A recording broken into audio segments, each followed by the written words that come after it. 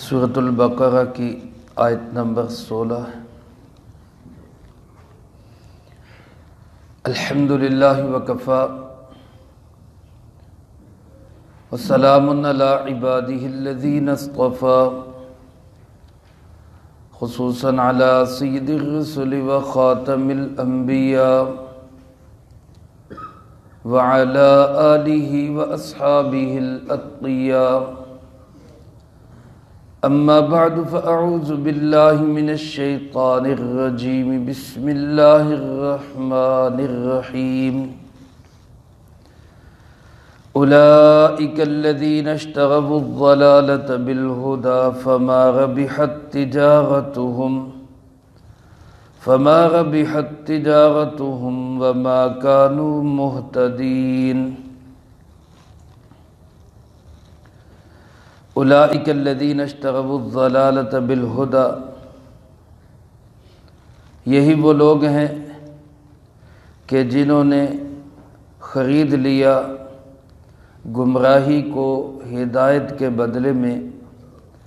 فما ربحت تجارتهم، پس نہیں نفع دیا ان کو ان کی تجارت نے۔ وما كانوا مهتدین، اور نہ ہی یہ ہدایت والے بنے۔ اس سے پہلی آیت مبارکہ میں اللہ رب العالمین نے منافقین کی چوتھی قباحت کو بیان کرتے ہوئے یہ بات ارشاد فرمائی کہ یہ لوگ ایمان کا جھوٹا دعویٰ کر کے یہ سمجھتے تھے کہ ہم نے ایمان والوں کے ساتھ مذاق کیا۔ اللہ پاک نے اس کے جواب میں فرمایا کہ ان کے اس مذاق کا بدلہ اللہ ان کو دے گا۔ اس کی وضاحت گزشتہ آیت میں اب حضرات کے سامنے عرض کر چکا ہوں۔ اس آیت مبارکہ میں اللہ پاک نے اس بات کو بیان فرمایا ہے کہ یہ لوگ مذاق کے اس بدلے کے مستحق کیسے بنے۔ اللہ پاک جو ان کا مذاق اڑائے گا، یا اللہ پاک جو ان کو مذاق کا نشانہ بنائے گا، یا ان کو ان کے مذاق کا بدلہ اور انجام وہ اللہ پاک ان کو دکھائے گا، تو یہ اس کا نشانہ بنے کیسے؟ اللہ پاک فرماتے وہ بنے ایسے کہ یہ وہ لوگ ہیں جنہوں نے ضلالت لے لی اور ہدایت دے دی۔ سودا دیکھو کیسے کیا انہوں نے۔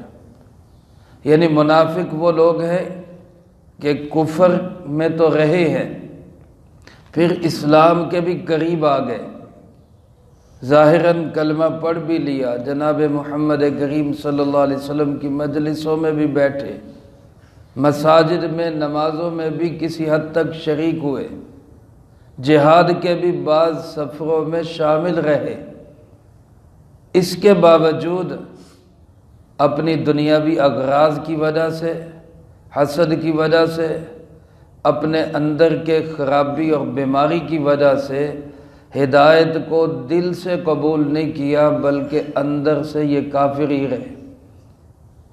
اب ان سے بڑا بے وقوف اور احمق اور نادان اور نان سینس کون ہوگا؟ دنیا کے اندر معمولی سی عقل رکھنے والا انسان وہ جب کوئی سودا کرتا ہے تو وہ اس چیز کو سامنے رکھ کے کرتا ہے کہ میرا اس میں کیا نفع ہے، میرا اس میں کیا فائدہ ہے۔ اگر کوئی انسان اچھی چیز دے کر ہلکی چیز لے لے، ہر بندہ اس کو کیا کہتا ہے؟ بھئی بڑا ہی چلا، بڑا ہی بے وقوف تھے، احمق ہے، اچھی چیز دے کر ہلکی چیز لے رہا ہے۔ اللہ پاک فرماتے ان سے بڑا احمق اور بے وقوف اور نادان کون ہوگا کہ جو ضلالت کو لے رہے ہیں اور ہدایت کو چھوڑ رہے ہیں۔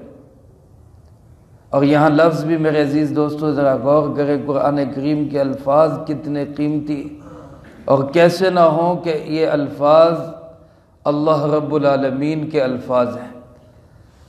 اللہ پاک نے لفظ ارشاد فرمایا اشتروا، جس کا معنی ہوتا ہے خریدنا، اور خریدنے والا جب کوئی چیز خریدتا ہے تو وہ خوشی سے خریدتا ہے، اس پہ کوئی دباؤ نہیں ہوتا، کوئی پریشر نہیں ہوتا۔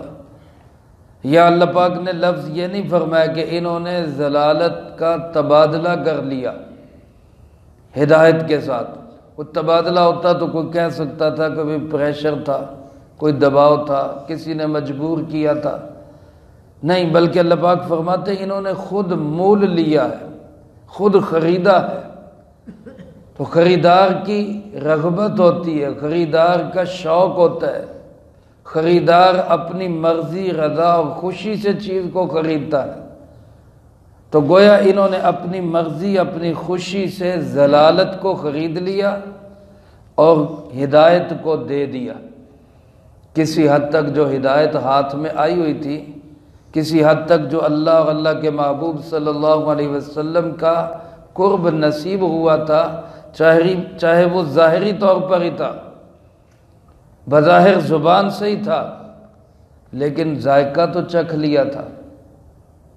ایک بچہ وہ امتحان میں شریک ہی نہیں ہوتا، پیپر حل ہی نہیں کرتا، کچھ لکھتا ہی نہیں ہے، اس کے بعد اس کا رزلٹ آ جاتا ہے کہ جی یہ فیل ہو گیا ہے، تو بتاؤ اس کو کوئی افسوس ہوگا؟ اس کو تو کوئی نہیں، اس کو پتہ ہے میں نے پہلے کیا ہی کیا ہے، میرا نتیجہ یہی آنا تھا۔ افسوس کس کو ہوگا؟ کہ جو امتحان میں گیا، لکھ کے آیا، اور لکھ کے آنے کے بعد پھر پتہ چلا کہ جو لکھ کے آیا تھا وہ غلط تھا، تو اس کو دکھ ہوگا۔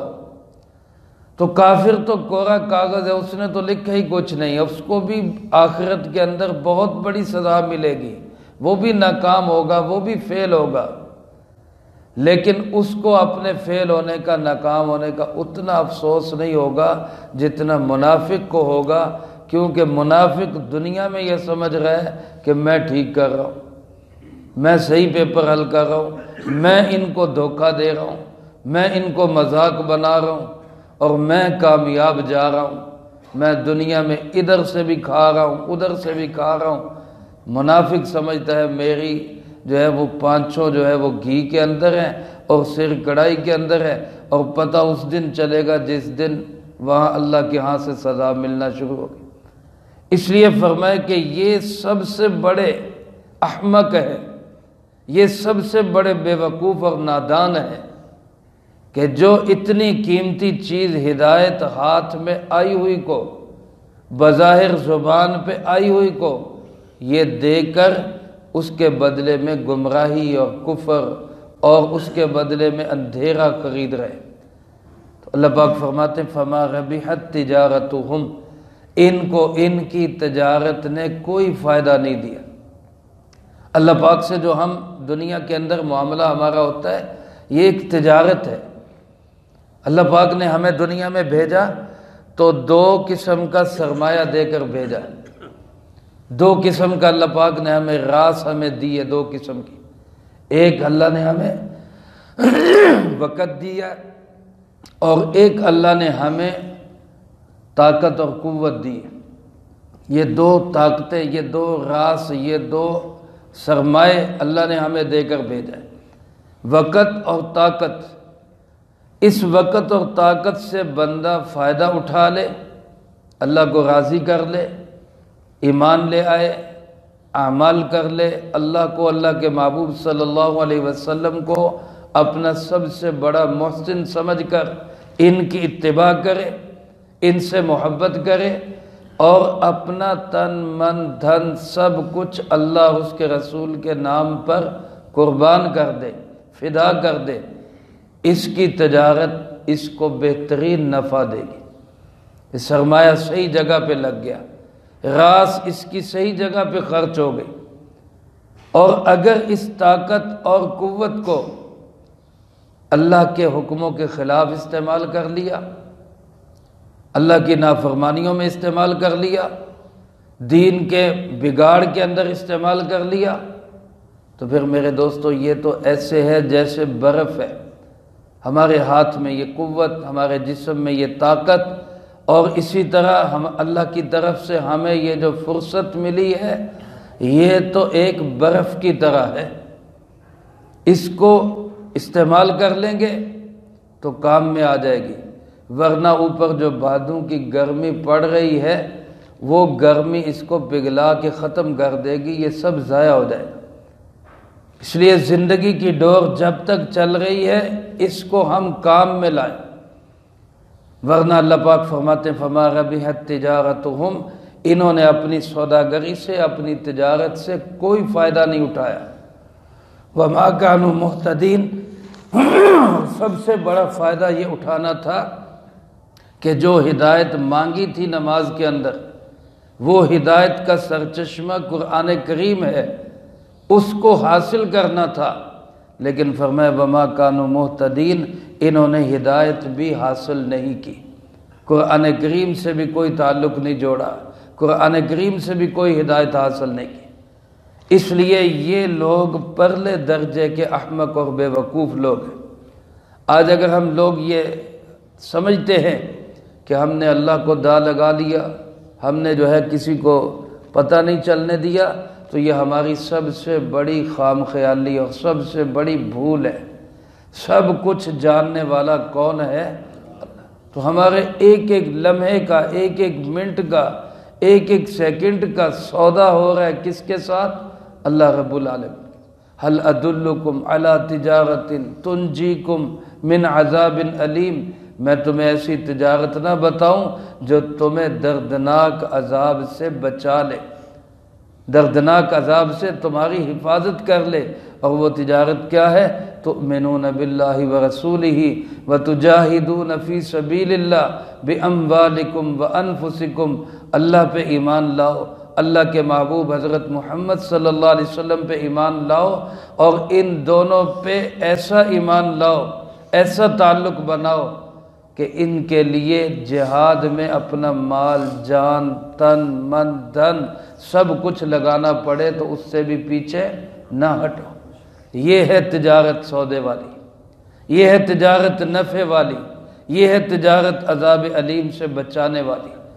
تو ہم اپنے دلوں میں ایسا ایمان پیدا کریں، اللہ اور اس کے رسول صلی اللہ علیہ وسلم کی ایسی محبت پیدا کرے کہ ان کے نام پر مال قربان کرنا، جان قربان کرنا، وقت لگانا، اپنا گھر بار چھوڑنا ہمیں مشکل نہ لگے۔ سب ایسے اپنے اندر صلاحیت پیدا کریں۔ اللہ مجھے آپ کو سب کو اس کی توفیق نصیب فرمائے، اور اس منافقانہ طرز عمل سے اللہ پاک ہم سب کی حفاظت فرمائے۔ اس کے بعد اگلی آیات میں اللہ پاک نے منافقین کی 2 مثالیں بیان کی ہیں، ان کا تذکرہ اگلی آیات میں آئے گا۔ اللہ پاک ہم سب کو قرآن و سنت کی صحیح سمجھ نصیب فرمائے، اور اس پہ عمل کر کے دوسروں تک پہنچانے کی توفیق عطا فرمائے۔ اللہم انت السلام ومنک السلام، تبارکت ربنا وتعالیت یا ذا الجلال والاکرام۔ اللہم اعنا علی ذکرک وشکرک وحسن عبادتک۔ اللہم احسن عاقبتنا فی الامور کلہا واجرنا من خزی الدنیا وعذاب الآخرہ۔ اللہم باقیتا کباقیت الولید، اللہم استر عوراتنا وآمن روعاتنا۔ اللہم انا نجعلک فی نحورہم ونعوذ بک من شرورہم۔ اللہم اکفنا بحلالک عن حرامک واغننا بفضلک عمن سواک۔ اللہم اکفنا کل مہم من حیث شئت ومن این شئت۔ رب اغفر وارحم وانت خیر الراحمین، رب ارحمہما کما ربیانی صغیرا۔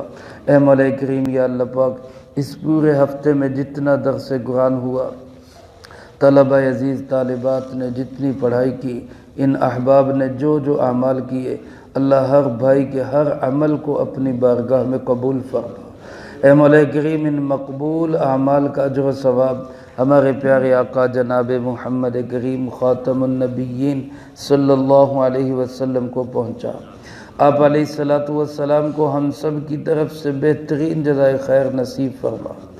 آپ کے توسل سے تمام انبیاء، تمام صحابہ، تمام اہل بیت، ازواج مطہرات، بنات اطہار، نبی پاک صلی اللہ علیہ وسلم کی امت کے وہ تمام لوگ جو اس دنیا سے جا چکے، جو موجود ہیں، جو قیامت تک آئیں گے، اللہ سب کو اس کا اجر و ثواب نصیب فرما۔ بالخصوص حاضرین مجلس اور سامعین درس جن کے جو احباب، رشتہ دار، دوست، احباب، اساتذہ، مشائخ، والدین اس دنیا سے جا چکے، اللہ ان سب کو اس کا اجر و ثواب نصیب فرما۔ خاص طور پہ ہمارے بھائی ذاکر حسین جو پرسوں اللہ آپ کے پاس پہنچے، اللہ ان کو اس کا پورا اجر و ثواب نصیب فرما۔ تمام مرحومین کی قبور کو جنت کا باغ بنا، سب کے درجات کو بلند فرما، سیئات کو حسنات سے تبدیل فرما، کروٹ کروٹ چین سکون اطمینان نصیب فرما، اگلی تمام منزلیں سب کے لیے آسان فرما۔ مولا کریم ہم میں سے ہر ایک کو اپنے اپنے وقت پہ اچھی موت نصیب فرما، بری موت اور اس کے اسباب سے بھی اللہ ہماری حفاظت فرما، عزت کی زندگی، شہادت کی موت نصیب فرما، اسلام والی زندگی، ایمان والی موت نصیب فرما۔ اللہ اپنے محبوب کے دیار میں دفن ہونا نصیب فرما۔ اللہ اپنی رحمت سے، فضل سے، کرم سے، عنایت سے اللہ بلا استحقاق اپنے محبوب کے دیار میں دفن ہونا نصیب فرما۔ اے مولا کریم یا اللہ پاک اسلام والی زندگی، ایمان والی موت نصیب فرما۔ یا اللہ پاک جتنے مسلمان بیمار ہیں گھروں میں، اسپتالوں میں، اللہ سب کو صحت و تندرستی عطا فرما۔ ہماری ایک بہن کا بچہ عبدالحنان شدید بیمار ہے، اس نے دعا کے لیے کہا ہے، تمام احباب دعا فرمائے، اللہ اس معصوم پہ رحم فرما، اللہ اس کو تندرستی اور صحت عطا فرما۔ اور جتنے بیمار ہیں گھروں میں، اسپتالوں میں یا کہیں بھی، اللہ پاک جن کو یا اللہ ہم نہیں جانتے تو سب کو جانتا ہے، سب کو شفاء کامل نصیب فرما۔ یا اللہ پاک سب کو شفاء کامل نصیب فرما۔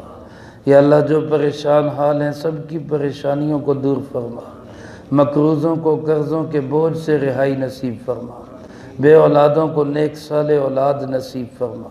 یا اللہ پاک جو مزید اولاد کے خواہاں ہیں اللہ ان کو اولاد نصیب فرما، نیک بچے نصیب فرما۔ اللہ ہماری اولادوں کو نیک و فرما بردار بنا، ماں باپ کی آنکھوں کی ٹھنڈک بنا، ماں باپ کے لیے بہترین صدقہ جاریہ بنا۔ اللہ ہمیں ہماری نسلوں کو تمام فتنوں سے محفوظ فرما۔ یا اللہ پاک ہمیں ہماری نسلوں کو تمام فتنوں سے محفوظ فرما، بالخصوص دجالی فتنوں سے محفوظ فرما۔ اللہ موبائل کے فتنے سے ہماری حفاظت فرما، اللہ موبائل کے فتنے سے ہماری حفاظت فرما۔ اے اللہ پاک جتنے بھی لوگ بیٹھے ہیں مقروض ہیں اللہ سب کے قرضوں کی ادائیگی کی صورتیں پیدا فرما۔ اللہ اس مدرسے پہ قرض کا جو بوجھ ہے اپنی رحمت سے اور اللہ پاک اپنے نیک بندوں کے ذریعے سے اللہ اس قرض کے بوجھ کو ختم فرما۔